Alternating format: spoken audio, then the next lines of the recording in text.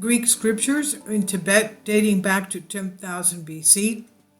Yesterday, I posted a video concerning the extraterrestrial landings, the descent of quote-unquote sky gods in the area of Tibet.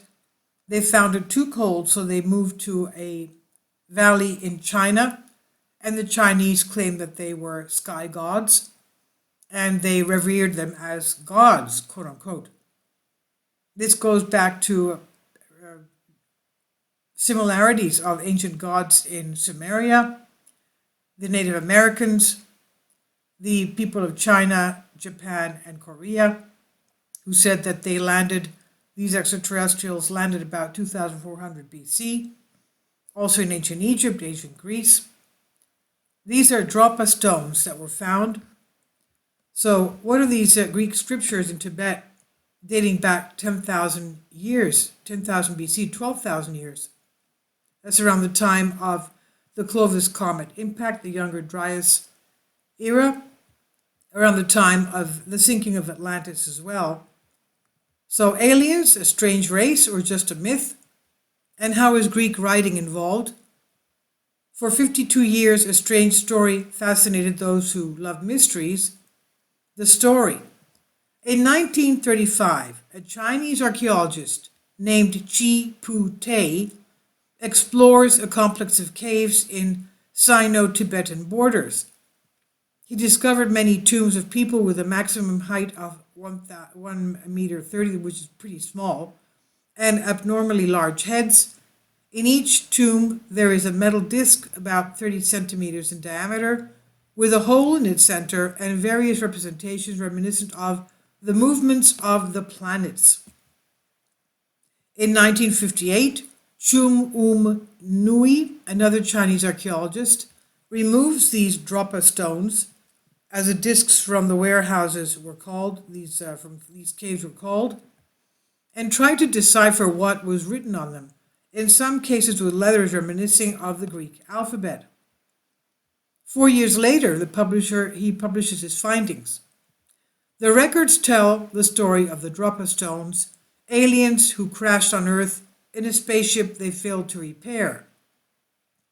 They tried to coexist with the Tibetans living in the area, but the locals persecuted them due to their unnatural form. They were short with big heads, as we said. And the Chinese scientific world insults the archaeologist who exiled himself to Japan, where he died a few years later. However, the Russians were asking the Chinese for the records for further study, these Dropa stones. The chemical analysis speaks of large quantities of cobalt and other metals in the composition of the Dropa stones.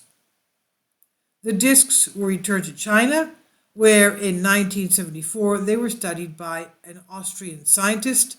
When he asked to see them again in 1994, these Dropa stones records have turned wings, and the director of the museum who showed them to him 20 years ago is ignored. So they just disappeared. Science fiction script. The above story becomes every now and then one of the favorites of mystery lovers. However, as it turns out, this is just a science fiction script. Added to the latest version is the visit of an archaeologist named Evans to the Tibetan mountains in 1947, where he met a tribe of very short people who told him that they came from an alien tribe and that in 1014 AD they were forced to stay on Earth forever because their spaceship crashed. But neither exactly who is Evans was ever known, nor is there anywhere a photo he theoretically took on his trip to the Himalayas and is depicted between a couple of very short people, as there are nowhere the stones of shame, these Dropa stones. Proponents of the case have been working to make the actual transcription of the statement available online, and those who consider it the brainchild of an imaginative mind have to say that Chum Nui is not even a Chinese name, and that no matter how hard they searched, they never found a book with his signature, nor did they find it in the archives of any of the museums where hosted records of their existence. As for the name of the tribe, Shi, in Tibetan means loneliness and consequently those who live alone in the wilderness. And as the only proof that the stones of shame, the Dropa stones, really existed, are two photographs taken by the Austrian scientists in 1974, but which do not show any hieroglyphics. On the contrary, they are very similar to the bead discs of the Han Dynasty from 3000 BC. Maybe in the end, the tribe of the Dropas and their stones are simply the transfer of some ancient legend to today.